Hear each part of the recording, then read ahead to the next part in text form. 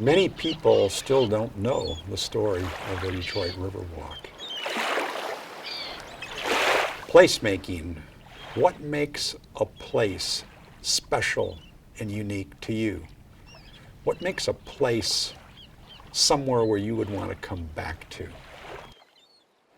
Proponents of sustainable development and new urbanism talked about building porches on front houses and how important that was to interact with your neighbors, to keep an eye on things, to be part of the community. For decades, people would come over and sit on the front porch. It was a gathering place. You learned about what was going on in the neighborhood. Your friendships were deepened. Safety increased. The community fabric was strengthened because of a front porch. That's what I think the Riverwalk is doing for Detroit, the metropolitan area, and all visitors. The Detroit Riverwalk is Detroit's new waterfront porch for the community. That's why I chose Waterfront Porch as the title. If you really want to walk the talk of sustainability, if we built front porches, we would be doing so much for even community revitalization. So, Detroit didn't have much public access to the Detroit River. Today, the Detroit Riverwalk is returned over $1 billion in economic benefits in the first 10 years and has over 3 million annual tourists. And it is only a little over 60% done. Detroit was the largest city in the United States to go through bankruptcy. The Detroit River was one of the most polluted rivers in North America. In its first 10 years, the Detroit Riverfront Conservancy raised $140 million to build the first portion of the Detroit Riverwalk in a city that went through bankruptcy. This is an excellent example of a public-private partnership where foundations from the city of Detroit, the Kresge Foundation, gave the single largest gift at that time to kick off the Detroit Riverfront Conservancy, a $50 million gift. The Community Foundation for Southeast Michigan invested in greenways and gave money to the Detroit Riverfront Conservancy. Others as well. Corporations did. GM turned their whole building around, built the Winter Garden, and helped build the Riverwalk as their contribution. The UAW GM Training Center did the same thing. They built a new training center and give an easement to the Detroit Riverfront Conservancy. So it's an excellent example of what can be done when corporations, foundations, governments, non-governmental organizations come together around a vision to create a new gathering place for all along the Detroit River and make it welcoming to all. If cleaning up the Detroit River thus far, building a Detroit Riverwalk can happen in a city like Detroit, it gives hope to others that it can be done in their backyard as well. Biophilia, love of life. How do we get people to love the outdoors? Biophilia, love of life, not just human life, but all life, like all the plants, all the animals, everyone who lives in an ecosystem. Most people don't understand that they are part of an ecosystem. The difference between environment and ecosystem is like the difference between house and home. House is out there, it's external and detached from you and me. But when you talk about home, you talk about it as if you were in it. That's the difference between environment and ecosystem. We are all part of an ecosystem. What we do to the ecosystem, we do to ourselves. Most people are still disconnected from these amazing resources like Detroit River, Western Lake Erie, Lake St. Clair. I like to describe the Detroit RiverWalk as a necklace where the unique parks like Mount Elliott Park, Cullen Plaza, Gable Richard Park are beads in the necklace, and the strands are the greenway trails, the RiverWalk. It's a good way to think about it. This is a new front porch for people in Detroit, but it also reaches into the neighborhoods. The DeQuinder Cut comes off the Detroit RiverWalk and extends to Eastern Market and Midtown, Wayne State University, and the New Center area. So there are two other greenway connectors like this that are coming, Joseph Campo and May Creek Greenways, that will be extensions into the neighborhoods to connect people from the neighborhoods to this amazing resource called the Detroit RiverWalk. But there are other things too that are important. Greenways are really important to connect people to these amazing natural resources. But there are also blueways, which are kayak and canoe trails. And we have the Detroit Heritage River Water Trail that was started under the American Heritage River Initiative. It was, a few years back, identified one of the top 11 water trails in all of Michigan. It's another great way to reconnect people with nature, inspire a sense of wonder, and help develop a stewardship ethic for the place we call home. This story of the Detroit RiverWalk is an exceptional example of public-private partnerships. The challenge to do this in the worst economy in the United States, while Detroit is going through bankruptcy, shows that it takes everyone doing this. It took the foundations to be a catalyst. It took corporations like GM and others to step up. It took the community, City of Detroit. It took the state government to build the Milliken State Park and the Outdoor Adventure Center. It took the federal government to come in with greenways grants and restoration grants. It took everyone. It also takes community members, because we need to operate it. We need to care for it. We need to program it. And so the community is woven through this. Without them, we could not be where we are today. When I was young, my family would picnic on Belle Isle, ride bicycles out there. We would fish along the Detroit River, and I would even ride my bicycle down. I lived in Allen Park and drove my bicycle down Southfield Boulevard to the Detroit River and would fish there. Back in the 1960s, all the oil that was in the river. In the summertime, we would vacation up north in beautiful inland lakes, and I couldn't understand why those two were so different. Why does one have to be so clean and beautiful, and why does one have to be so polluted? And that led to my interest in water, led to Earth Day, and led me to pursue a career in stewardship of water. I was on the Blue Ribbon Committee that helped establish the Detroit Riverfront Conservancy, and then been on the board of directors throughout. And I'm a visiting scholar at the Great Lakes Institute for Environmental Research at the University of Windsor. And I'm the Great Lakes Science Policy Advisor for the International Association for Great Lakes Research. In 1989, I was attending a meeting on the 17th floor of Tower 600 of Detroit's Renaissance Center that faced east and upriver towards Belle Isle. It was a striking view of 3 sets of cement silos, material storage piles, dilapidated and abandoned buildings, and surface parking lots.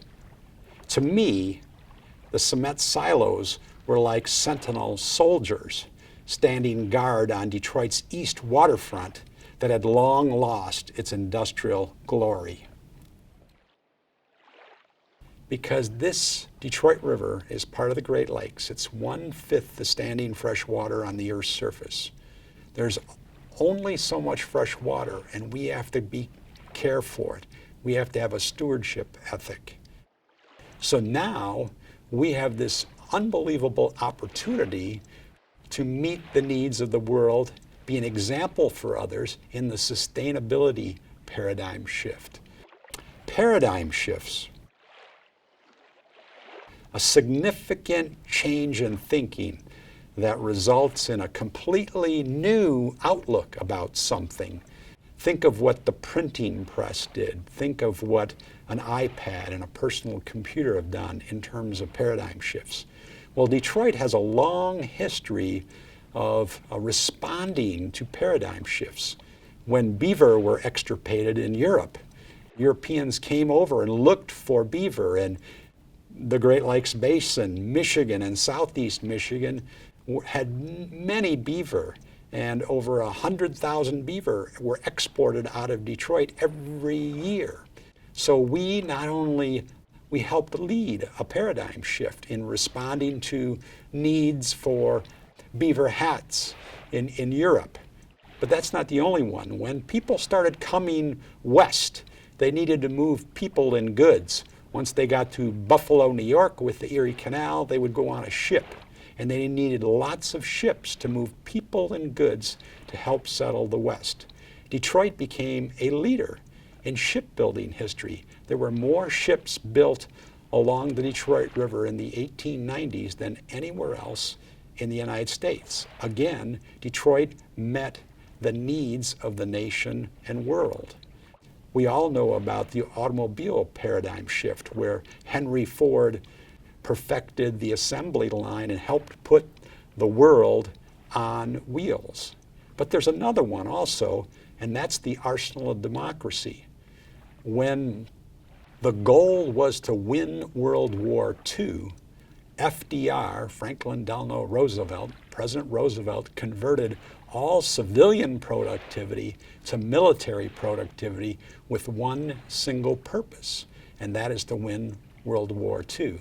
Detroit responded by becoming the arsenal of democracy and helping win the Allied victory eventually in World War II. So Detroit has this long history of responding to paradigm shifts and meeting the needs of our nation and the world for that matter. For nearly 2 centuries, Detroit was an industrial town, and the Detroit River was a working river that supported industry and commerce. But times were changing. There were fewer people in Detroit. There were fewer industries. The river was starting to get cleaner, and there was much abandoned and undervalued waterfront land. People started to speak out and want to improve public access to the Detroit River. In 2001, 4 things happened that catalyzed the Detroit Riverfront Conservancy and the building of the Detroit RiverWalk. It was the tercentennial, the 300th anniversary of the founding of Detroit, and one of the things they did was put the Underground Railroad monument on the waterfront, on the Detroit RiverWalk. Across the river in Windsor was the sister monument, looking at each other, symbolizing the importance of 30,000 freedom seekers gaining their freedom across the river. The Renaissance Center, General Motors, made the front door of the Renaissance Center the Detroit River. Historically, it was Jefferson Avenue.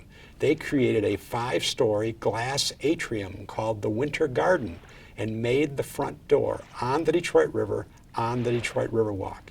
And finally, the 4th thing was the UAW GM Training Center was built on the waterfront that gave an easement for the Detroit RiverWalk and a portion of the Detroit RiverWalk.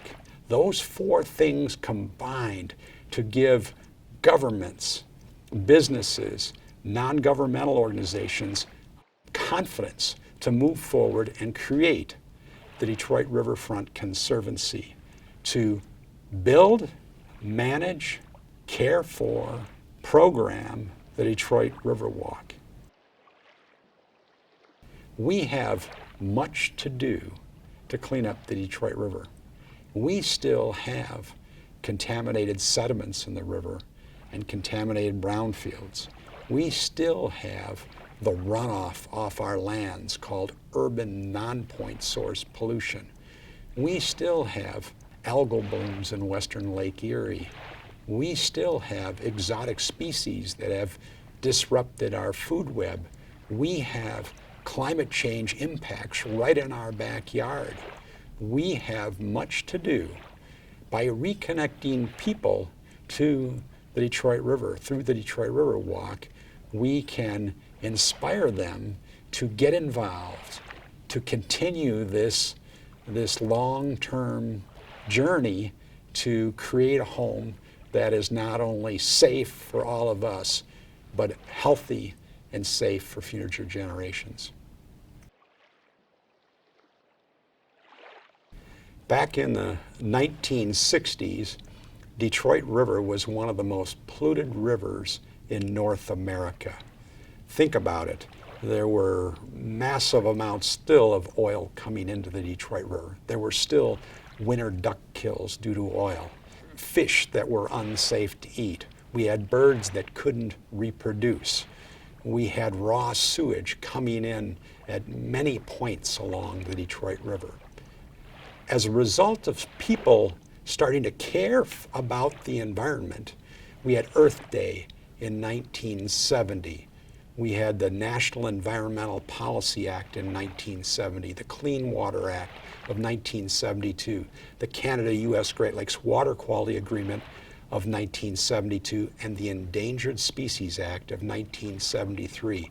An amazing set of accomplishments because people started speaking out about a cleaner environment and caring for their home. So now, what has happened since that time? We have seen dramatic reductions in oil discharges, and winter duck kills due to oil pollution have been eliminated. We've seen over a 90% reduction in phosphorus and concentration and loading from municipal wastewater treatment plants. We've seen over a 70% decline in mercury in fish. We've seen a 90% decline in DDT and PCBs in herring gull eggs off of Fighting Island. We've remediated over 1 million cubic meters of contaminated sediment. If I were to stop the story right there, I hope you would be convinced that there's been substantial improvement in the Detroit River. But that's not the best part of the story. The best part of the story is that bald eagles could not reproduce for 25 years. They are back in 25 locations throughout the watershed. Peregrine falcons couldn't reproduce because of these organochlorine pesticides. They are back, and now we have fledged 30 young in southeast Michigan. Osprey, the same story with them. They came back and nested in cell phone towers down on the lower end of the Detroit River for the first time since the 1890s. Lake sturgeon were treated as a trash fish for a while. Fishermen were more interested in getting lake whitefish, so they killed them and threw them overboard. We built the shipping channels, which were their spawning habitat. We destroyed spawning habitat. We have a 97% loss of coastal wetland habitat. That was their nursery habitat. Adding insult to injury, during the steamer days, we would harvest lake sturgeon, put them on the docks. These are now 6 and 7 foot fish. Dry them out, stack them like cordwood, and then burn them in the steamers sailing the Great Lakes. So we did everything possible to destroy their population. They are back reproducing in the river, and we have built 9 sturgeon spawning reefs to help this threatened species. Same story for lake whitefish. They're back first time since 1916, reproducing in the river, and walleye back in the 70s were in a crisis state as defined by the Great Lakes Fishery Commission. Today we're part of the walleye capital of the world, and we have $500,000 tournaments. If you add that up, the return of bald eagles, peregrine falcons, osprey, lake sturgeon, lake whitefish, walleye, and even beaver, it's one of the single most remarkable ecological recovery stories in North America. If you talk about relating that to the Detroit RiverWalk, Mark Wallace, the president and CEO of the Detroit Riverfront Conservancy, says, without the cleanup of the Detroit River, the transformation of the water's edge would not have been possible. A key catalyst for this reconnecting to this water was the cleanup of the Detroit River. It's a fundamental, foundational building block for what we all do. The best is yet to come, and I encourage you to come down and experience firsthand the Detroit RiverWalk.